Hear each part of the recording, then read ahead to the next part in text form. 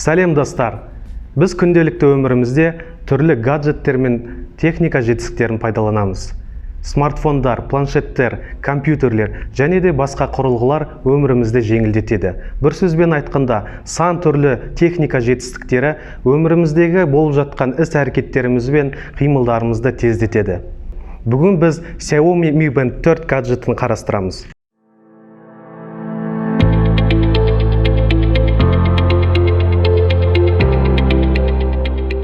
Сіздер қалай ойлайсыздар? Фитнес браслетке ең бастысы қандай талаптар қойылады? Олар келесі: сыртқы дизайны, автономды жұмыс уақыты, пайдалы мәліметтер көрсете алуы және смартфонмен байланысы.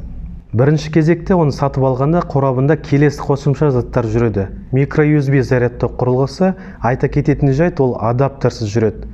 Және де пайдалану туралы қысқаша нұсқаулық, былай айтқанда кітапшалар болды. Шынымен айтса, бұл бағаға одан артық талап етудің қажетті жоқ сияқты.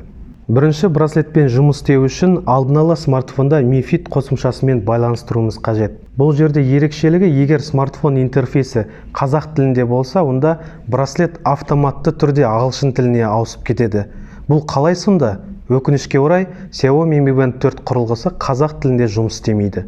Сондықтан браслетті барлығына түсінікті орыс тілінде пайдалануға тура келді. Браслетті смартфонмен байланыстырған соң Mi Band 4 мәзіріне тереңірек кіріп, өз қажеттіліктеріңізге сәйкес баптауларды қоюға мүмкіндік ашылады. Жүру, жүгіру, велосипедпен жүру режимдерінің біреуін таңдайсыз. Салмағыңызды енгізіп, күнделікті жасайтын қадамдар жоспарын құрасыз.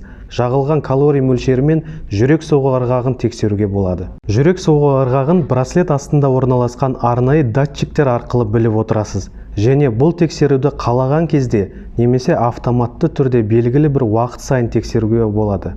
Алайда, соңғысы браслет қуатын көбірек пайдаланып, оның автономды жұмысын уақытын әсер етеді. Дисплейіне келетін болсақ, басты бетте жоғарыда зарядтың қалған мөлшерін, одан кейін уақыт, аптаның атауы, күні және жүрілген қадамдар саны көрсетіледі.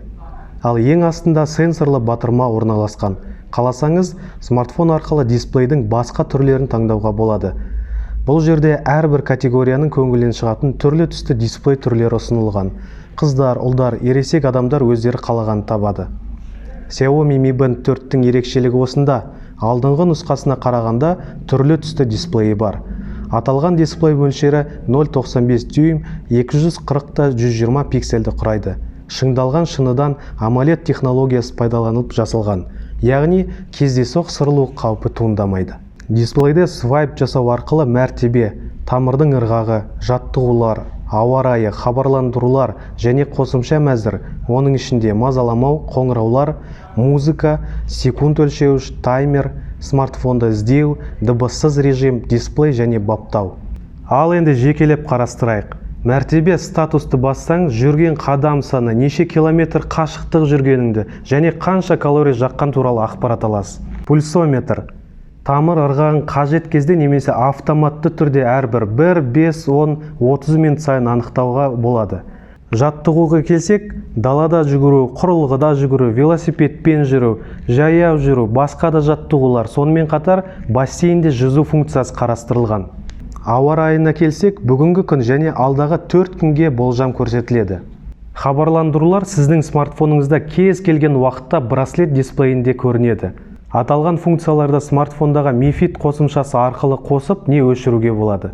Жалпы, дизайнына келсек, Xiaomi Mi Band 4 қолда өте ыңғайлы отырады. Себебі силиконнан жасалған белдікше кіші не үлкен қолға ыңғайлы бекітіледі.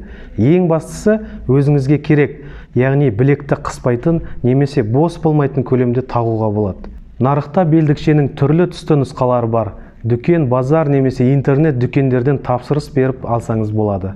Батареясына келсек, Mi Band 4 қуаттылығы 135 мАч құрайды және орташа есеппен 20 күнге жетеді. Сонымен достар, Xiaomi өнімінің бәсекелестері өте көп және күн санап артып келеді. Дегенмен, әлеуметтік желілерде әрқайсысының жалықтаушылары мен қарсыластары әртүрлі ақпарат береді. Сол үшін біз бұл браслеттің кемшіліктері мен артықшылықтарын жеке атап көрсетейік. Менің ойымша келесідей кемшіліктері бар. Дисплей тез өшіп қалады. Мысалға, жұмыс істеп отырған кезде дисплейде көрсетілген ақпаратты оқу үшін 1-2 секунд керек. Бірақ оны шапшаң оқымасаңыз, саусақпен қайта экранды басып қосуға тура келеді. Бұл менің ойымша өте ыңғайсыз. Келесі кемшілік жарық датчигі жоқ. Яғни, шақырайған күннің астында оның экранында не болып жатқанын көру өте қиын. Үшінші кемшілік Always on display функциясы жоқ. Сондықтан сағатты көру үшін дисплейді түртуге тура келеді. Алайда бұл артықшылығы да болар, себебі браслеттің қуаты үнемделеді. Және де менің ойымша ең соңғы кемшілік заряд мөлшері 15%-дан төмен түскен кезде жиілеген діріл пайда болып, білекке ыңғайсыздық тудырады. Өз тәжірибеме келсем, жиі дірілге жүйкем шыдамай шешіп тастаған кездерім де болды. Артықшылығына көз жүгіртейік. Біріншісі, қолды көтеру арқылы уақытты көруге болады. Өте ыңғайлы және дисплейді үнемі басып отыруды талап етпейді. Қытайлықтар бұл сенсорлық кереметті қатырып жасаған екен. Хабарландыруға келгенде не қоңырау қосылғанда білекпен діріл сезіліп, назар аударасыз. Осы жерде айта кетейін дегенім, егер хабарласқан адаммен сөйлескіңіз келмесе, не қолыңыз тимесе, браслет арқылы қоңырауды қайтарып тастауға болады. Менің ойымша үшінші артықшылығы ол смартфонның аудиоплеерін басқара алуға болады. Ол жерде тректерді ауыстыруға және дауысын жоғарылатып төмендетуге болады. Бұл менің ойымша өте үлкен плюс, себебі қалтада жатқан смартфонға жүгірмей қолыңдағы браслеттен ақ басқара бересің. Және соңғы артықшылығы, смартфонды жоғалтып алсаңыз Mi Band арқылы оңай тауып алуға болады. Былай қарасаңыз қарапайым, бірақ смартфонды 4 қабырғада отырып таба алмай қалған сәттерде таптырмайтын функция болып табылады. Міне достар, бүгін сіздермен Xiaomi Mi Band 4 браслетін қарастырдық. Ал оны сатып алу не сатып алмау өздеріңіздің еріктеріңізде. Қазіргі таңда бұл браслеттің бағасы ірі сауда дүкендерінде 13-14 теңгені құрайды. Сонымен қатар, жеке онлайн дүкендерде 11 000 теңге көлемінде тауып тапсырыс берсеңіздер болады. Біздің видеоны қарағандарыңызға көптен көп рахмет. Біздің каналға тіркеліңіздер, сау болыңыздар. Сіздермен болған Талғат.